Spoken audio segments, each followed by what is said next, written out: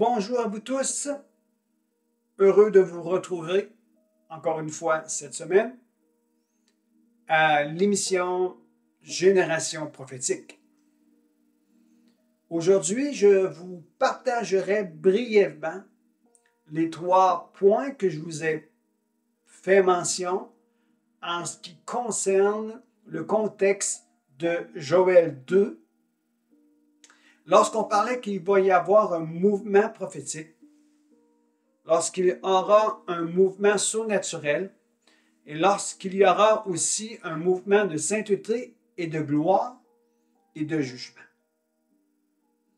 Avant d'aller plus loin, je veux remettre ce temps de émission entre les mains de notre Seigneur Jésus-Christ pour que sa gloire soit relâchée, que la parole soit dite à propos. C'est dans un contexte de réflexion, de positionnement prophétique pour une révélation fraîche. Mon objectif est de vous apporter un soutien, un réconfort et un soulagement et d'apporter une parole fraîche. Prenons le temps d'avoir des réflexions à partir du message de la parole de Dieu. Réflexion de positionnement prophétique pour une révélation fraîche aujourd'hui. Seigneur Jésus, je te remercie pour ta grâce, je te remercie pour la bénédiction que tu m'apportes aujourd'hui, d'être un instrument vocal pour libérer des réflexions aujourd'hui.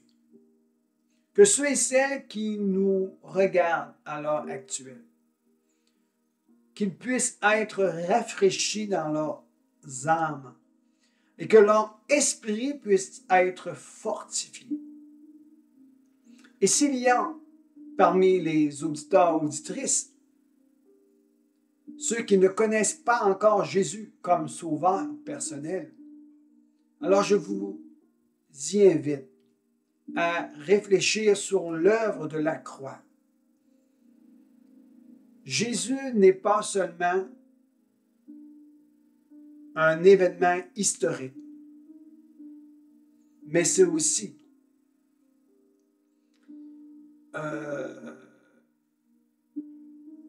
quelque chose de puissant.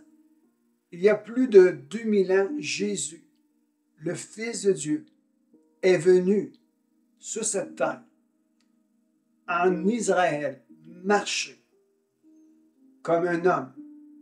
Il s'est fait serviteur de tous. Il est venu apporter la révélation de Dieu, son Père. Il est venu apporter un message d'espoir, de paix, d'amour. Et à tous ceux qui l'ont reçu, le message de Jésus-Christ. À tous ceux qui l'ont reçu, elle a donné le pouvoir de devenir un enfant de Dieu. Aujourd'hui, je t'invite à prendre le temps et de rentrer dans une réflexion intérieure et de considérer l'œuvre de Jésus-Christ.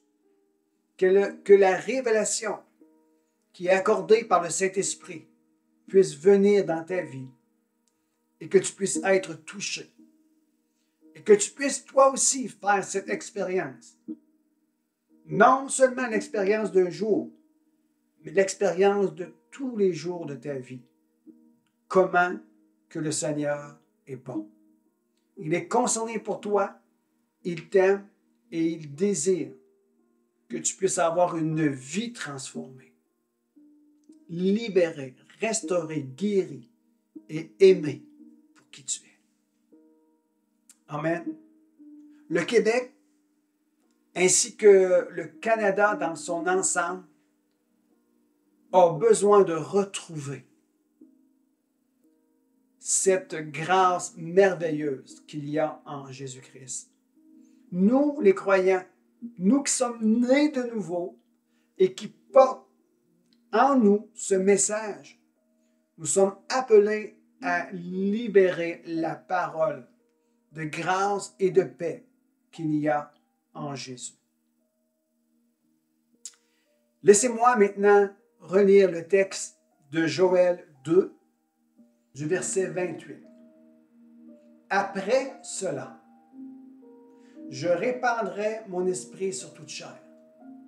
Vos fils et vos filles prophétiseront. Vos vieillards auront des songes et vos jeunes gens des visions. Même sur les serviteurs et sur les servantes, dans ces jours-là, je répandrai mon esprit. J'arrête ici ce texte et je reviens dans Acte 2. Acte 2, 17. Dans les derniers jours, dit Dieu, je répandrai de mon esprit sur toute chair. Vos fils et vos filles prophétiseront. Vos jeunes gens auront des visions. Et vos vieillards auront des songes. Oui, sur mes serviteurs et sur mes servantes, dans ce jour-là, je répandrai de mon esprit et ils prophétiseront. Il y a quelque chose que je veux apporter ici. Lorsque la parole de Dieu nous enseigne après cela, et après cela, mais quoi? Après que Jésus-Christ est venu faire un ministère de 3 ans et quelques semaines, si on veut le dire de cette façon, après un ministère de 3 ans, il a terminé sa route sur une croix, sur le mont de Golgotha. Et cela a été selon le plan prévu par le Père. Jésus-Christ est mort, crucifié à la croix. On l'a mis et on l'a enseveli dans un tombeau pendant 3 jours. La 3e journée, il est ressuscité d'entre les morts. Il est apparu à plus de 500 disciples à la fois, leur témoignant et leur parlant du royaume de Dieu et leur donnant un ordre, si je veux le dire ainsi, leur donnant une recommandation. Il dit, allez à Jérusalem et attendez la promesse du Père faite en mon nom. Il les a invités à se rendre dans un lieu quelconque pour attendre patiemment la promesse du Père, qui était quoi? Qui était le Saint-Esprit survenant sur eux. Dans Acte 1, verset 8, ça dit, « Mais vous recevrez une puissance. Mais vous recevrez une puissance, le Saint-Esprit survenant sur vous, et vous serez mes témoins à Jérusalem et dans toute la Judée, dans la Samarie et jusqu'aux extrémités de la terre. » Et nous avons vu cet accomplissement le jour qu'on a appelé le jour de la Pentecôte, dans Acte 2. Et c'est immédiatement après cela que la prophétie de Joël prend toute sa signification. C'est après la résurrection de Christ et 10 jours plus tard, lorsque les 120, parce que seulement 120 ont répondu à l'appel de se rassembler et d'attendre la promesse du Père Seulement 120 ont attendu dans une chambre haute et le Saint-Esprit est descendu.